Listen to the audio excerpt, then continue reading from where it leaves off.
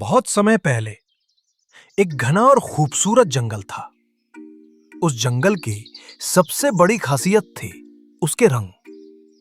फूलों के चमकदार रंग, नदियों का नीला पानी, आसमान की सुनहरी लाली, सब कुछ जैसे किसी जादुई पेंटिंग की तरह लगता था।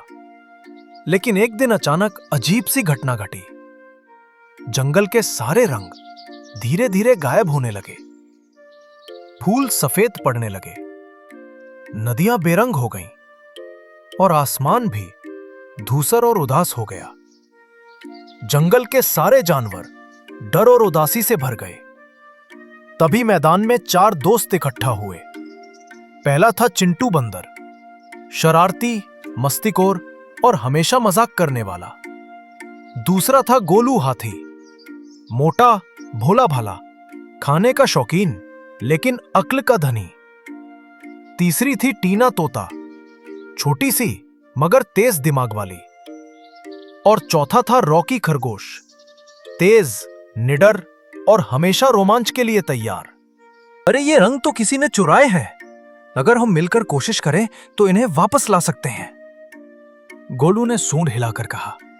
हां, लेकिन हमें सोच समझकर कदम उठाना होगा। टीना बोली, मेरे पास एक अंदाजा है। सुना है कि जंगल के उस पार एक जादुई जिन्न कलीरा रहता है। शायद वही रंगों को कैद कर रहा है। रॉकी ने कान खड़े किए। तो चलो, देर किस बात की, हमें तुरंत निकलना होगा। चारों दोस्त एक साथ निकल पड़े। रास्ते में उन्हें तरह तरह की मुश्किलें आईं। कभी उन्हें टूटी हुई पुलिया पार करनी पड़ी, कभी ऊंचे पहाड़ पर चढ़ना पड़ा। चिंटू हर जगह अपनी शरारतों से माहौल हल्का कर देता। एक बार तो उसने केले के छिलके पर फिसलकर खुद ही धड़ाम से गिर पड़ा और बाकी सब हंस हंसकर लोटपोट हो गए। आखिरकार वे एक अंधेरी गुफा तक पहुंचे। वहीं पर कलीरा जिन्न रहता था। कलीरा बहुत बड़ा और डरावना था। उसके हाथ में एक काली जादुई बोतल थी जिसमें जंगल के सारे रंग कैद थे। कलीरा गरजा, कौन है जो मेरे इलाके में आया है? ये रंग अब सिर्फ मेरे हैं।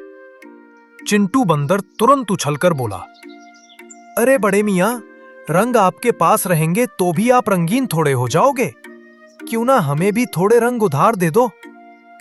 कलीरा गुस्से से बोला, चुप रहो नटखट। तभी रॉकी खरगोश तेजी से कूदकर बोतल छीनने गया, लेकिन कलीरा ने उसे हवा में पकड़ लिया। रॉकी चीखा, अरे छोड़ो छोड़ो, अब टीना तोते की बारी थी। उसने तुरंत कलीरा से कहा, अगर तुम इतने महान हो तो मेरी पहेली का जवाब देकर दिखाओ। कलीरा थोड़ा घमंडी था, बोला, पूछो, मैं हर सवाल का जवाब दे सकता हूं। टीना मुस्कुराई और बोली, ऐसा कौन सा रंग है जिसे बांटने से वो और बढ़ता है? कलीरा सोच में पड़ गया। बोला, लाल, नीला, हरा। उफ, मुझे समझ नहीं आ रहा। तभी गोलू हाथी धीरे धीरे कलीरा के पीछे पहुंचा। अपनी पूरी ताकत से उसने अपनी सूंड घुमाकर बोतल को धराशायी कर दिया। धड़ाम! बोतल टूटते ही सारे रंग आसमान में फैल गए और फिर से पूरे जंगल में छा गए। फूल फिर से चमकने लगे, नदियां नीली हो गईं, आसमान सुनहरा हो गया। सारे जानवर खुशी से नाचने लगे।